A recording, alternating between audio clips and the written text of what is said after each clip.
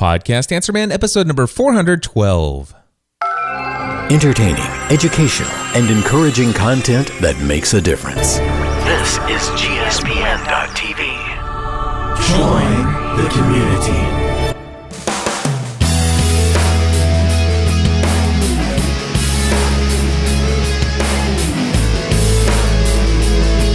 Well, hello everyone, and welcome back to another episode of the Podcast Answer Man. My name is Cliff Ravenscraft, and this, my friends, is the podcast devoted to helping you take your message, your business, and your life to the next level. That's right, my friends. It does not matter if you are brand new to this online content creating world we live in, or if you have been creating content for many years. There's something we can all do to take everything we do in life to the next level. And my friends, I am so delighted to be back in the studio after several weeks away. And I'm actually a little bit surprised that I remembered word for word my entire script on the very first go just now without looking at it, because I haven't said those words in a couple weeks. In fact, our family just returned from a 2-week vacation in Europe. Incredible 2-week experience. My wife and I will record a podcast episode of our show called Family from the Heart, in episode number 327 of Family from the Heart. That's at familyfromtheheart.com. Stephanie and I will give a very detailed review of our experience those 2 weeks in Europe. And that show has not been recorded yet. I'm recording this on Monday, July 20th. My assumption is that Stephanie and I will record that episode number 327 sometime this week. So look for episode 327 of Family from the Heart if you want to hear more details. Monday release schedule. That's the next topic I have listed here.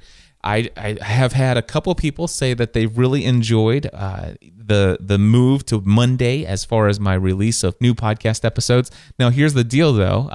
It's Monday, July 20th, and it's 5:04 p.m., and I'm just now recording this. And so I am sticking to my schedule. The fact that I have it on my schedule for Monday, you get a new episode. If I've pre-recorded it before Monday, then my hope is to have that scheduled to release to you guys, early Monday morning, Eastern time.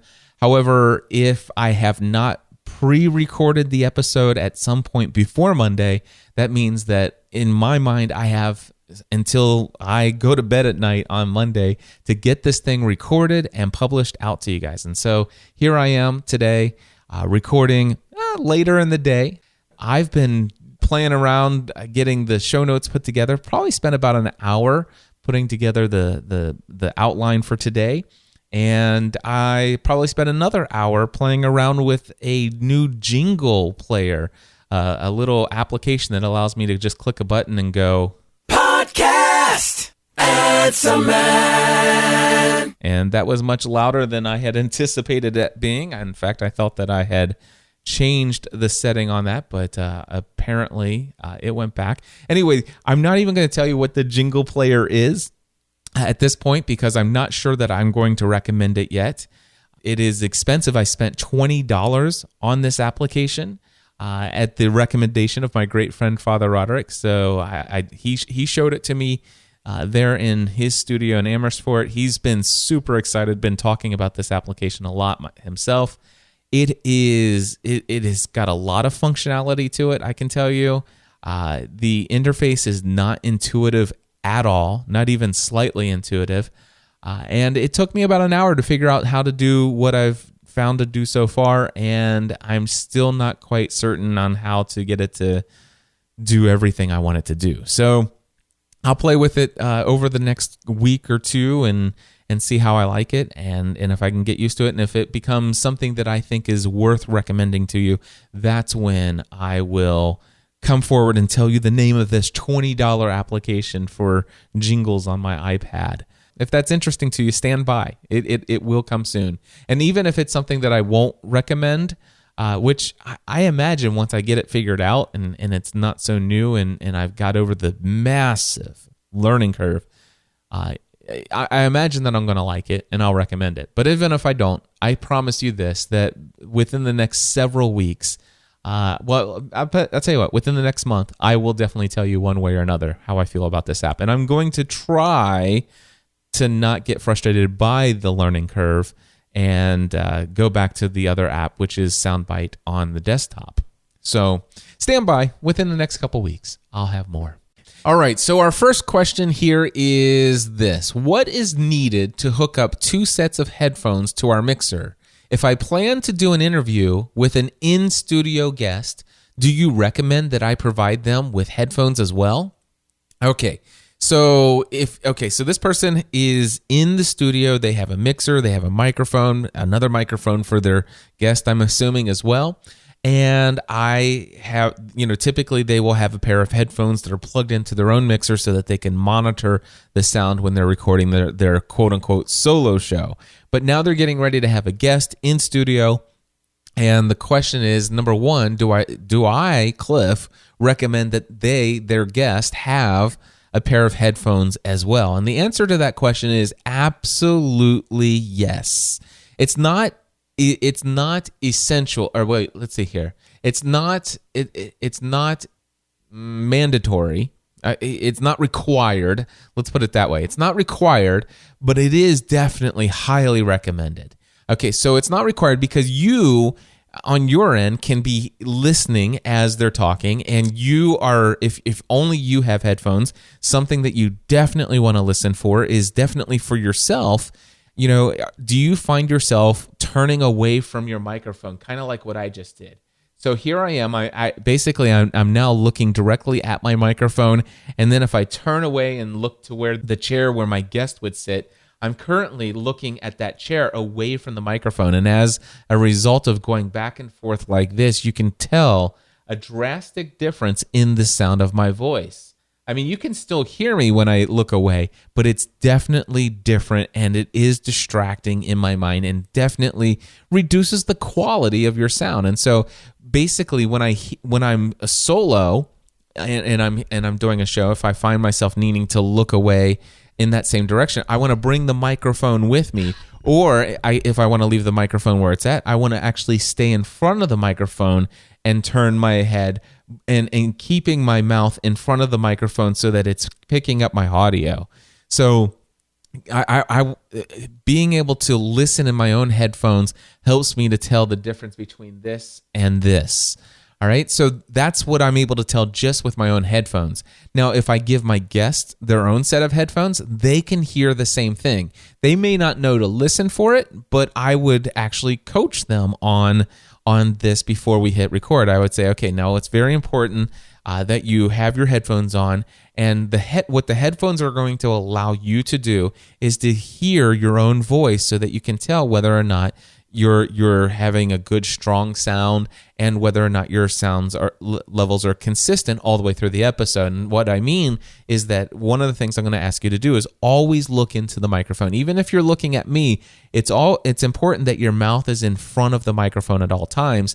And I would actually have them put their headphones on, and I would actually have them, I say, okay, I want you to just speak to me for a moment, and I want you to speak while looking in the microphone, and I want you to hear what happens when you actually do this and turn away from the microphone. And I would actually hear them, and I said, do you hear how your voice trailed off? And they would say yes.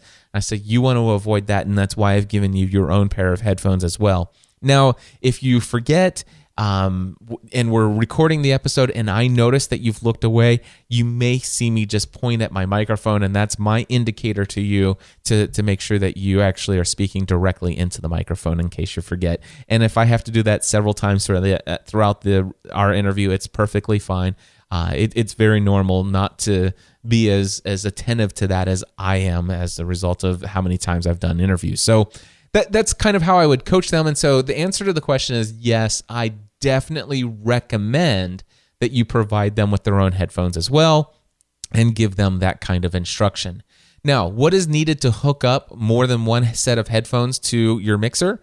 Well, first of all, you can do this with a very cheap headphone splitter. In fact, there is one that is made by Hosa, is a company, Hosa, and it's their model GPP359. I happen to have a actual affiliate link for this, although it's only $3 for this. The affiliate commission is quite low, But if you just go to gspn.tv, GSPN, by the way, stands for Generally Speaking Production Network. That's the overall umbrella of everything that I do in my network of shows. Anyway, gspn.tv is the address /GPP359. And that's going to take you to this Hosa GPP359 headphone splitter on bnhphoto.com or bnh.com, I believe. Anyway, this is just a little tiny device. It plugs right into your headphone jack, and then it gives you two 1/4 inch stereo headphone jacks to plug into. It's the cheapest way to do it. If you needed three, if you wanted to hook up a total of 3 pair of headphones to your mixer, you could actually buy 2 of those, and you would plug one of them into the headphones jack on the mixer, and then you would plug the other one into one of the 2 female jacks on the actual adapter itself, and then you would have a total of 3 things that you could plug into. Now, if you go this route using just a headphone splitter, it is basically going to give each of you, everybody that's plugged into these headphones, the same headphones volume. Now, I can tell you my ears, or Stephanie's ears, are much more sensitive than my own. And if we tried to just do a split of the headphone signal where, we use one of these and I plug my headphones into one and hers into another, she's going to want me to turn the headphones volume way down. And for me, I'm going to be like, man, I could just barely hear myself. I might as well just not have headphones on. And so I want it much louder, but that's way too loud for her. I guess I'm deaf. Anyway, so Stephanie basically and I need something different than a headphone splitter.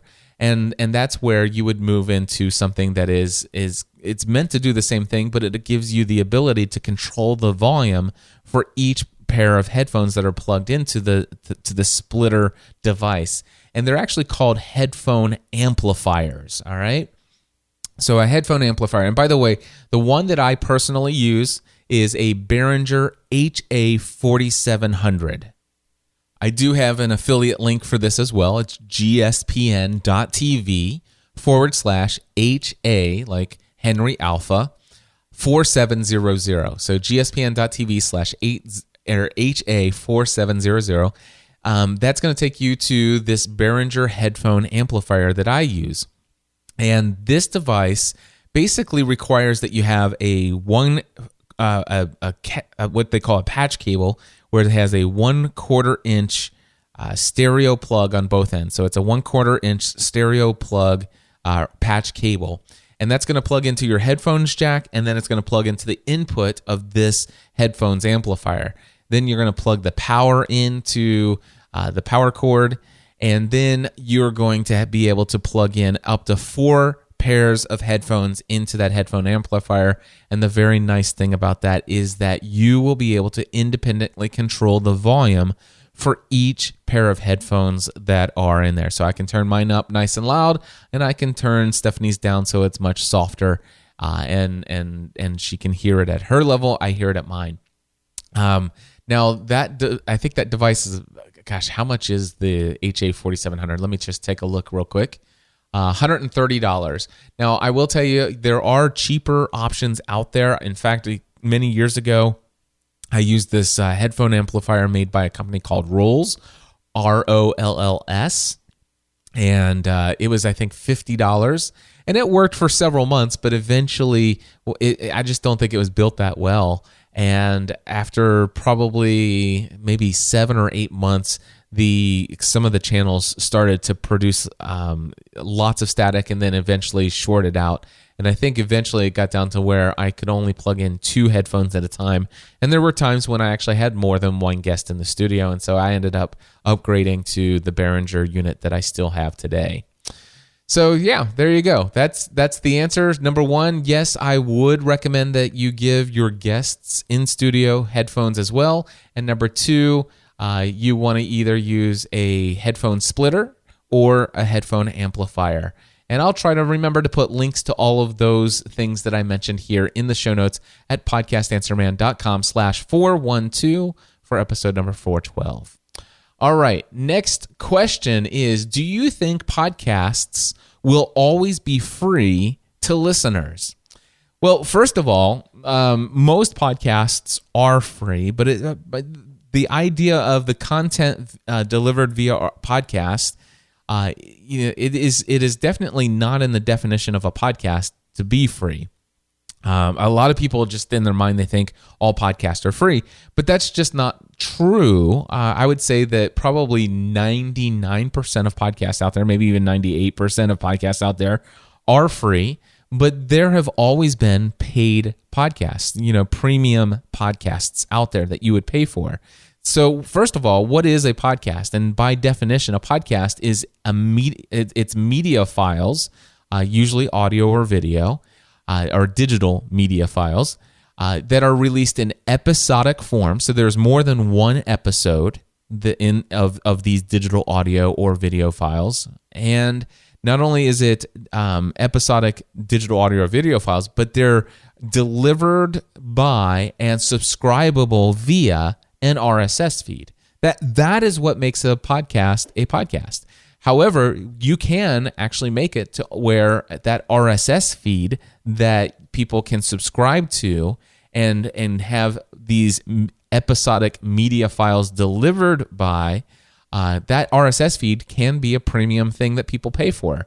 And I had done this years ago with my GSPN.TV Plus membership. I used to have free feeds of all my shows in iTunes. And basically what I would do is I would release at least 1 to 2 episodes per month in each of those free feeds. But if people wanted every episode that I was producing of all of my podcasts, I allowed them to get everything I was producing for $10 a month. It was Plus membership, GSPN Plus membership.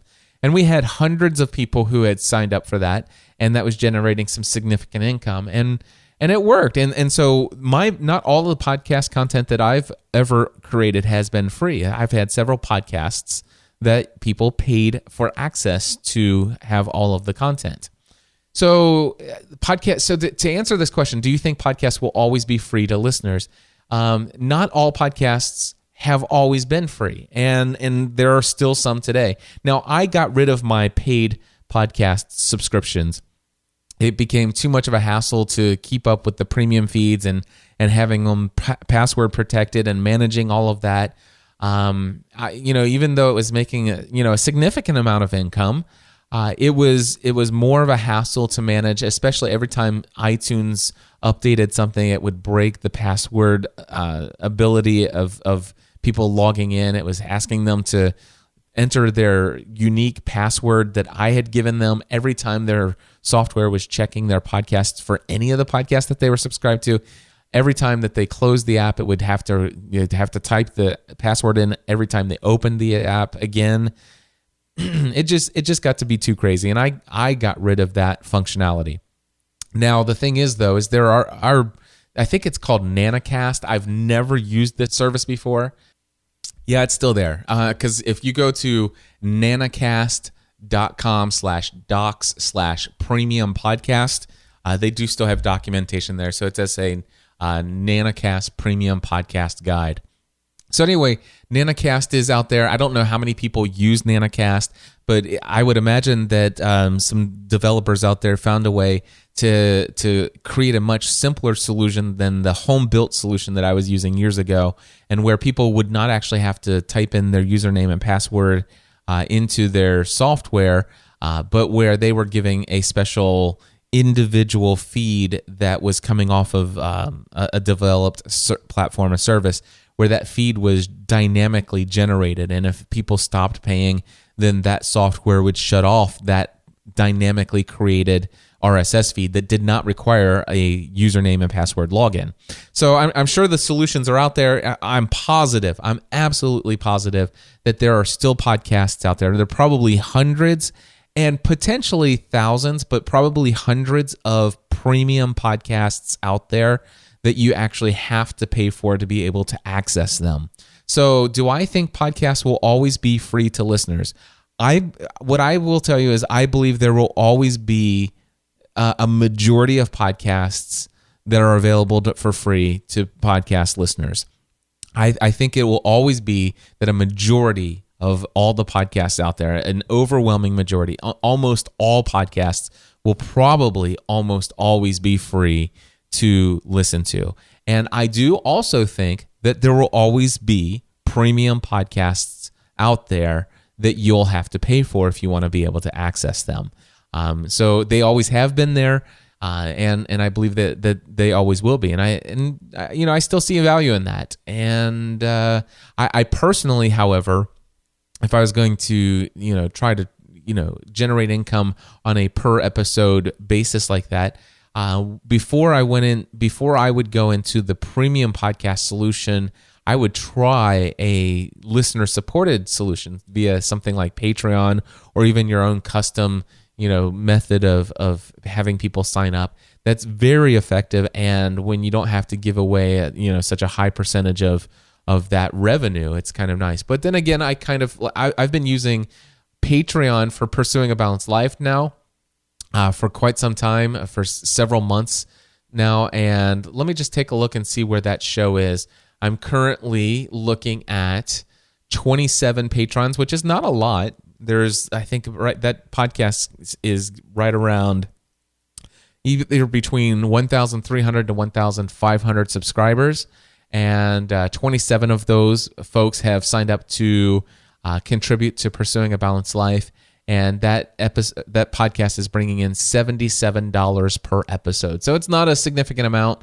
I would imagine that if I were to say, you know what, I'm going to take Pursuing a Balanced Life to a premium podcast only, and I'm going to charge $5 per month for access to this podcast feed.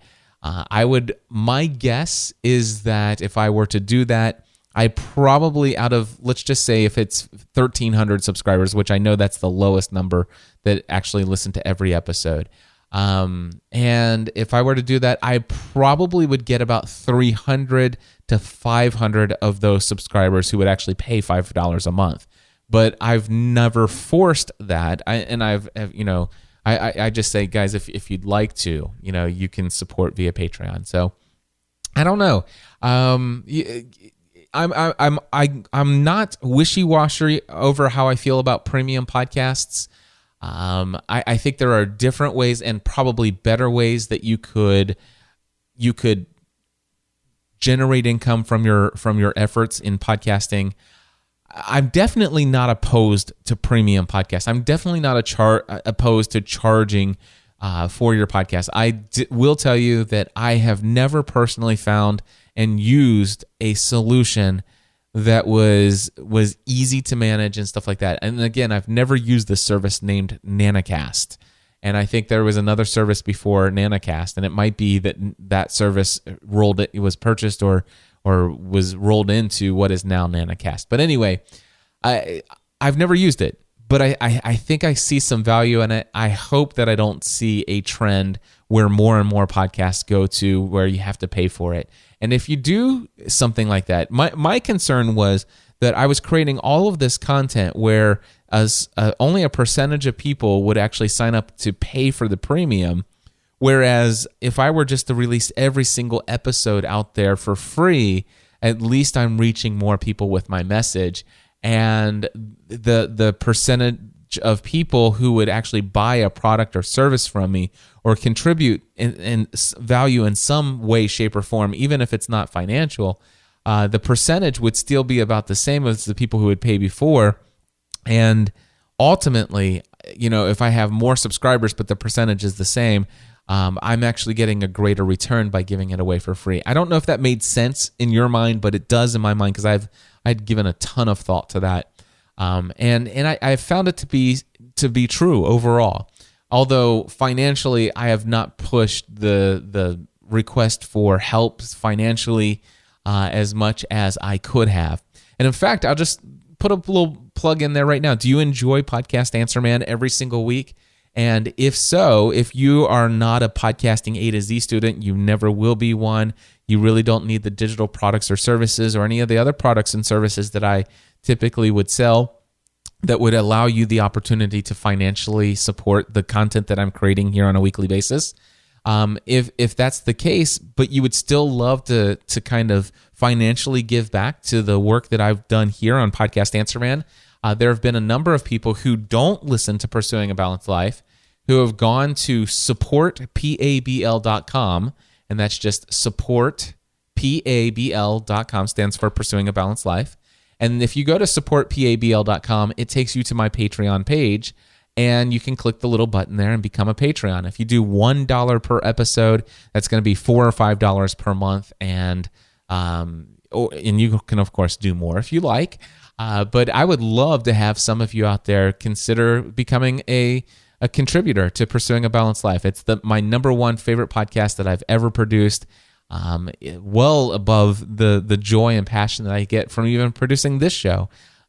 Pursuing a Balanced Life is my favorite podcast I've ever done, and I think I just recorded episode number 616 that I recorded yesterday that I will also publish right after I finish recording here today. So, yeah, there you go. Supportpabl.com. But do I think that podcasts will always be free to listeners? The answer to that question is I believe that the majority of all podcasts will almost always be free.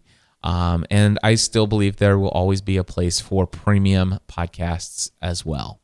And who knows? I may in the future do more premium podcasts where I charge a monthly fee just for the content of that particular show. Yeah, I'm again not opposed to it. All right, moving on. Here's the next question. Assuming we already have GoToMeeting or GoToWebinar, is it ever a good idea to do an interview with GoToMeeting or GoToWebinar instead of Skype? This would be if the person being interviewed doesn't have or want a Skype account. Would the audio quality be as good? Okay, well, first of all, I have a GoToMeeting / GoToWebinar account, and I will tell you that the audio quality on even the best of best days is not as good as a Skype connection. A Skype to Skype connection is almost always going to be superior to that of GoToMeeting and GoToWebinar. Their voice over IP technology is just not necessarily as robust and as clear as a Skype connection. And if you're getting a terrible Skype connection with somebody on Skype, it's almost always a bandwidth issue or some other kind of hardware issue that's causing that. And if it's a bad Skype connection, chances are it's also going to be a bad audio connection with the voice over IP on GoToMeeting / GoToWebinar. So the answer to the first part of the question, would the audio quality be as good? No, it wouldn't. Skype would definitely be preferable. The question is here, this would be if the person being interviewed doesn't have a Skype account. Well, here's the deal. If the person doesn't have or want a Skype account, my question is why? And not why don't they have one, but why wouldn't they want one? I mean, it's absolutely free. And basically, my suggestion is if somebody tells you that they would love to be a guest on your show, and if they don't have a Skype account, but they aren't willing to set up and figure out a free Skype account, then you may have not yet completely sold the value of being a guest on your show and having the best audio quality possible. To present them in the best light possible to your audience. So now I totally get this. If this, for example, I've done some podcast interviews with television celebrities before, where just the fact that I actually have the opportunity to interview somebody who's a star on a television show with millions of viewers, if their publicity agent says, listen, you've got 20 minutes with them and he's going to call you on a phone, here's the cell number or what's your phone number, and he'll call you. Now, in that case, you know what? Probably getting that person's, can I get him to do a Skype account? And here's my Skype address. Okay, I get where that situation might be a little bit trickier. And even then, you're going to be dealing with a telephone anyway. And what I would do is I would actually have Skype, and I would actually buy the ability for Skype to accept to give you a telephone number, so you can give that to them, and then they can call your Skype telephone number, and it brings that telephone call into your Skype account. That's what I would do. And then we would roll with it that way. Yes, GoToMeeting and GoToWebinar have the ability for you to give that phone number to that meeting, but then they have to type in meeting code IDs and all that other jazz, and I would not put them through that. So in all these scenarios and everything like that, GoToMeeting and GoToWebinar, Would it work? Yes. Would it have as good of audio quality as Skype? No. And therefore, I would not recommend GoToMeeting or GoToWebinar for interviews with guests for your show. Now, here's the deal. Let me just say one other thing in defense of Skype. Number one, Skype is free. Absolutely costs you zero money for you or your guest. The other thing is Skype is platform agnostic. You could have a Windows computer or a Mac computer. It's free on either one of them. Most people have, with a $9 or $10 microphone, the USB microphone they could plug in, it's going to give them excellent audio quality, provided they have good enough Skype bandwidth, which I think is a question that's coming up in a little bit. But anyway, all of that. Now, here's a little trick that many podcasters have never even thought of, and that is, instead of trying to get them to do Skype on their computer, which oftentimes I hear people do Skype interviews with people from their computer, and they're using the built-in microphone on their computer itself, and they're really far away from it, and it's echoey, and it's picking up every little sound, and heaven forbid if they start typing on their computer when their microphone's right next to the keyboard. There's nothing worse than that. Well, okay, there are things worse than that, but it's one of the worst things that you can hear in an interview. So here's the deal. A majority of the people that you're going to interview probably have a smartphone.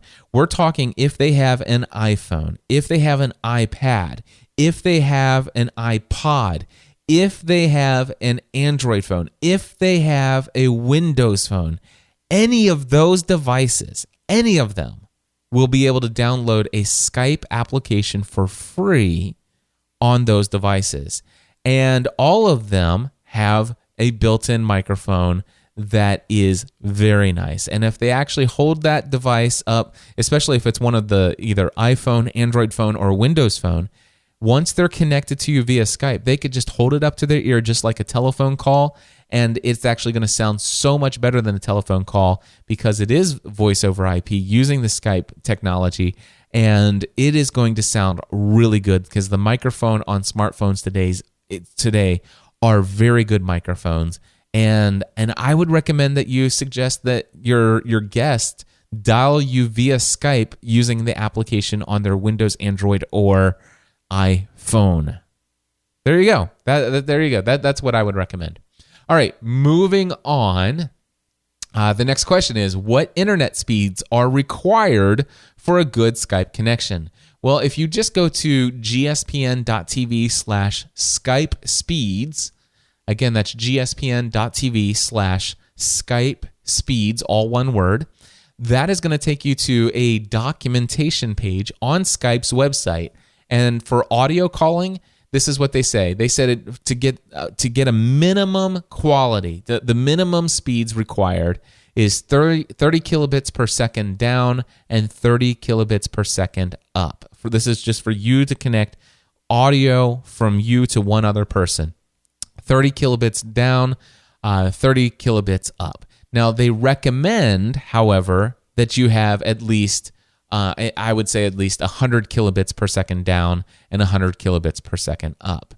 Now, if you're going to do a video call, which, by the way, turn off the video during these podcast interviews. It eats up your bandwidth and is going to cause you more audio garbly gook sound in your podcast than you deserve.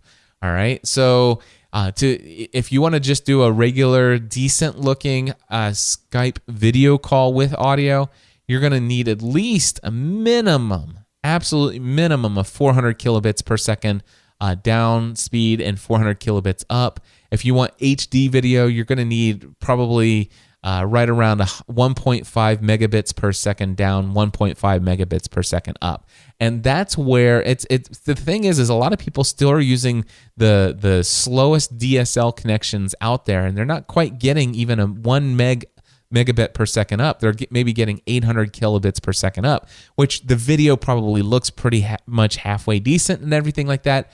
But so much work is going into giving a priority in my mind to the video that it's really taken away from the actual quality of what could be provided to you in your audio call. So I recommend that when you're doing these Skype interviews, I don't care about seeing body language and that familiarity and stuff like that, shut off the video on both sides, make it an audio only call, and 9 times out of 10, it's going to give you the best audio quality you can possibly imagine. Especially if you're doing that whole trick with having them call in from their smartphone and they have at least that speed connection, it's going to sound great. Or if they have it on a computer and they have a really good high quality microphone on their end. I've got Skype calls where the guest or co-host or the interviewee actually sounds just like they're in studio with me. So I would recommend making sure that your Skype audio is at least 100 kilobits per second down and 100 kilobits per second up. And if you have at least that, you should be fine on both ends, yours and the other person's. All right, so that takes care of that question. I think we got time for one more question. Do you give any pre-advice to your interviewee before you start? You know what? I really don't. Probably because I don't have an interview format podcast like many of you out there do. I used to have one called The Community Voice, and I didn't really give too much pre-advice. But if I were to have an interview only format podcast where most of the people that I interview aren't typically used to doing podcasts, you got to realize I've done hundreds, maybe not quite 1,000 yet, but I've done many hundreds of podcast interviews over the years. And you know what? I actually have done over 1,000 co-hosted podcast episodes. But the one thing I can tell you is that with all of my interviews, most everybody I've talked to have either had podcasts of their own or they've been a guest on several podcasts before, so it was nothing new to them. So I didn't have to do this pre-interview checklist or pre-advice that you're asking about. But here's what I can tell you. If I did have such a podcast and I was interviewing people quite often on my show that had never done a podcast interview before, here is a quick checklist of things that I might recommend. Number 1, create a free Skype account if you don't already have one. Try doing I would recommend that they do a sound check using the Skype test call contact in the contact list of their Skype account. So when they first sign up for Skype, their contact list will automatically have the Skype test call contact in there. And basically, the Skype account is Echo123 is the Skype ID. Anyway, what it allows you to do is dial this account. It picks it up and plays back what sounds like a voicemail greeting, and it says, start speaking after the tone. And so you start talking into your microphone, and after a few seconds, it will beep again. And when it beeps again, it then plays back the recording of what it just heard you say, so you can hear the quality of the audio that's coming from you. All right, and so I would have them do it until make sure that sounds right. And if that sounds good, they should be good to go when it comes time for our interview. The next thing I would recommend is that they use a connected USB microphone to the computer rather than trying to use an internal microphone that's built into the computer. And any USB headset with a microphone off to the side will typically do. You can pick these up for as little as $10 to $15 is what I would tell them. I would also tell them that with that little boom microphone off to the side, I highly recommend that they actually point that microphone down below the chin to avoid breathing noises from the nose and also popping pee and implosive sounds from their mouth, from their lips. All right? And then also, and of course, if that doesn't work out, then I would recommend that they use their smartphone. They're either their iPhone, Android phone, or Windows phone to use the Skype application to make that call and using it like a telephone. And even an iPad would work. And in fact, an iPad is great, and they don't need to plug in the earbuds or anything like that. They could just hold the iPad in their hands in a comfortable position, and it's so much better than using a laptop with a built-in microphone. It's incredible, the sound. So anyway, even an iPad is better than a computer with built-in microphone. But a computer with a $10 USB headset with the headset mic pointed down below the chin is probably going to be the second best solution. And of course, the best solution would be if they had a whole great equipment set up on their side and plugged into their computer and coming into Skype that way. But anyway, any $10 to $15 USB mic on their computer would work just fine. And then I would also tell them to find a quiet, distraction-free location to make the call from. I'd recommend that they not have dogs in the background, that they're not in a place where there's a lot of ambient noises. I would also recommend that they avoid typing on a keyboard, clicking pens, shuffling papers, or any other miscellaneous noises during the call. Make sure you let them know that if you notice, I would actually, if I was doing lots of interview, I'd even tell them ahead of time, say, just listen, if I hear these during the interview, just know that I may pause our conversation and ask that we address that, and then we'll back up and I'll restart where we had left off so that it'll be edited out in post-production, because we want to present you in the best quality possible to make you stand out as a top quality guest in our show. And so we want this to be to show you in the best light possible. Also, I would let them know that, hey, if we get disconnected on our call, don't worry.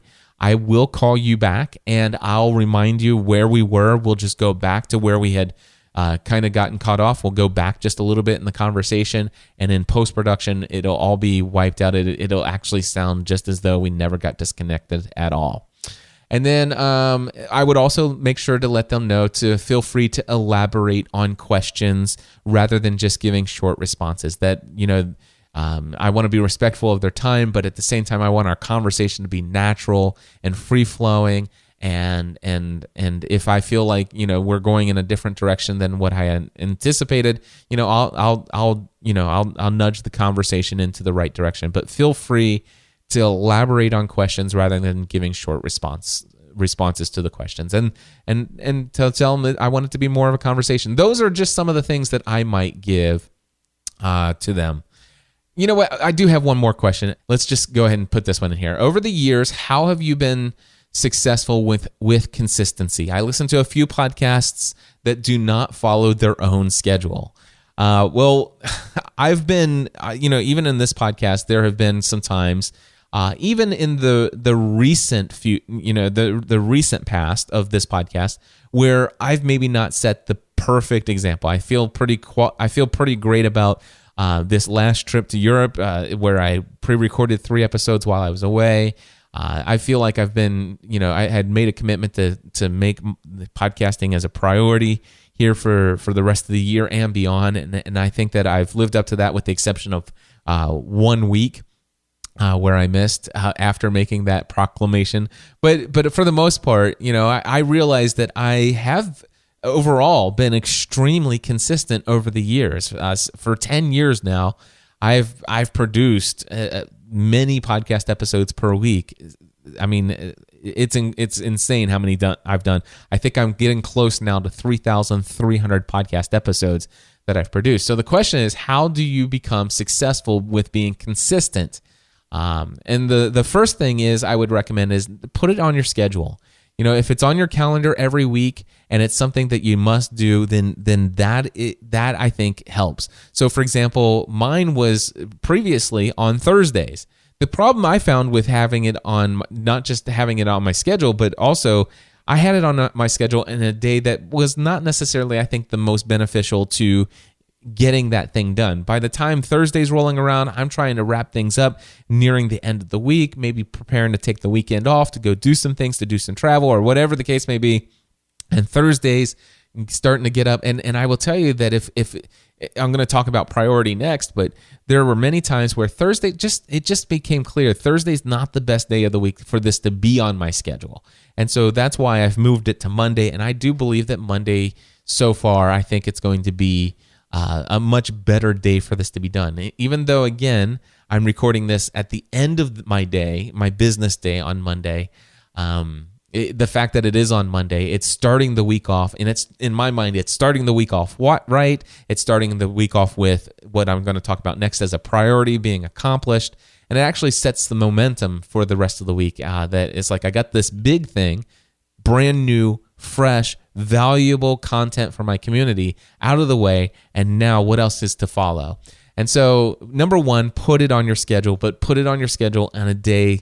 And it's okay if you switch that from time to time. Play around with your schedule until you find the day that works best for you, but put it on your schedule. The number two piece of advice, though, is to make sure that the production of your show is a priority. If this is and this is the problem with some of those podcasters that you're talking about.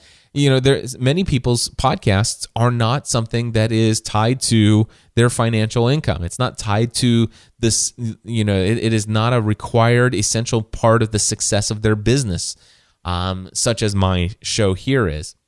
And so as a result of that, without the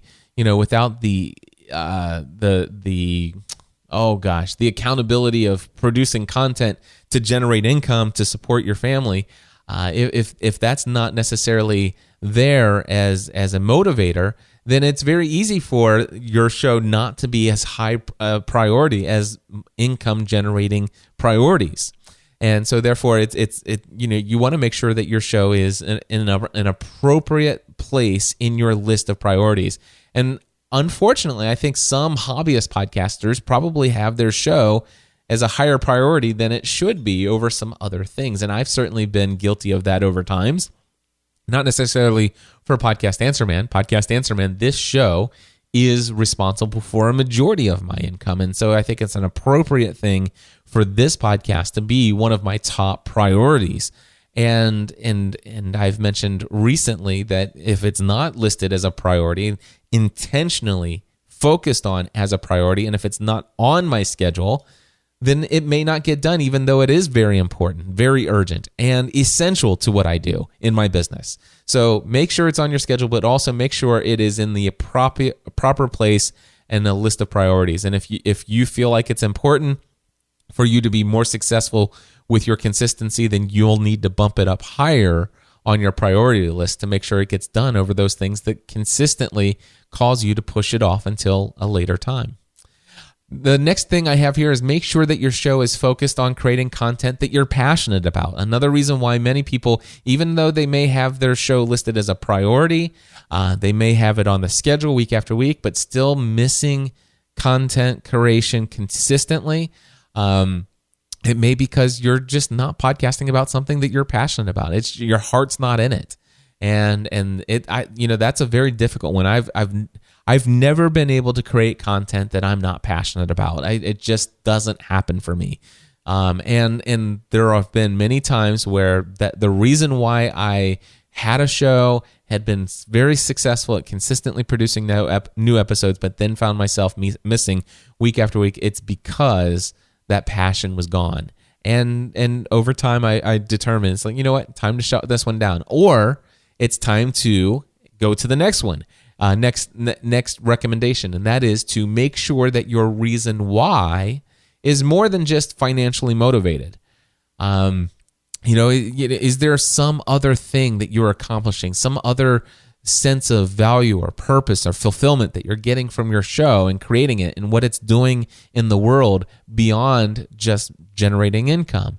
Do you have a good reason why? Make sure that you have a valid, clear, crystal reason why, number one, you want to create content, and number two, why you think it should be created consistently week after week or whatever your schedule is.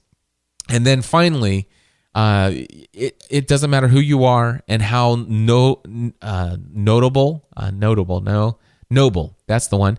It doesn't matter how noble your reason why is. The reality is life can get busy, circumstances can come up, and over time, it's possible that you'll forget the reason why you create content. And all of a sudden, you may find yourself after 100, 200, even 300 episodes and find that you are actually still creating content, but your focus on why you're creating the content maybe has shifted.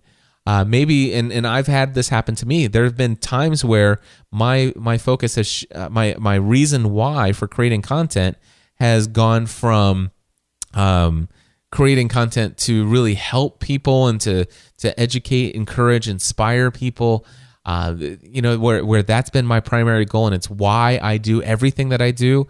But there have been times when it became about the money for me, and as a result, money started to come in even in greater quantities. But I found my passion slowly drifting, and oftentimes found myself burning out. And so the last reminder here, the last recommendation in how to be successful with your consistent release of new episodes is to constantly remind yourself, to constantly go back to the reason why you decided to create the show and choose the schedule that you did in the first place. And that, my friends, is going to wrap it up for those questions. That's this week's episode of Podcast Answer Man. Can I please just real quickly tell you that my next session of Podcasting A to Z, my 21st session of Podcasting A to Z, is coming up on Monday, August 10th. That is coming up just around the corner, a couple weeks away here. And I have 5 students already signed up. My goal is to actually sell this one out, have 30 students. And so that means I have 25 spots left to fill. If you are interested in Podcasting A to Z, please head over to podcastingatoz.com, and that's a place where you'll have the ability to ask me any question you want for 4 weeks, unlimited access to me to ask any question you want for 4 full weeks. And that's even if you have a podcast. And if you don't have a podcast, this course is specifically designed for you, because I'm going to give you tutorials, step-by-step guides on how to do everything with your podcast. All the information is at Podcasting A to Z. And my most favorite thing about this course is the fact that I get to be your personal coach and consultant during this 4-week period of time. And my hope is not only will you get the value of all the technical details of how to launch your podcast, or for those of you who have one already, how to take it to the next level. My goal is to help you take your mindset and what's possible with podcasting to a whole new level, and to that will ultimately take your life and the lives of those who listen to you to the next level. I know that I go a little crazy on the next level stuff, but it is a part of, wholeheartedly a part of who I am, what I believe in, my philosophy in life. And I believe that Podcasting A to Z can be a guide for you in a way that no other online course can. So head over to podcastingatoz.com. I'd love the opportunity to work with you. And until next time, I encourage you guys to take everything you do to the next level. Podcast Answer Man.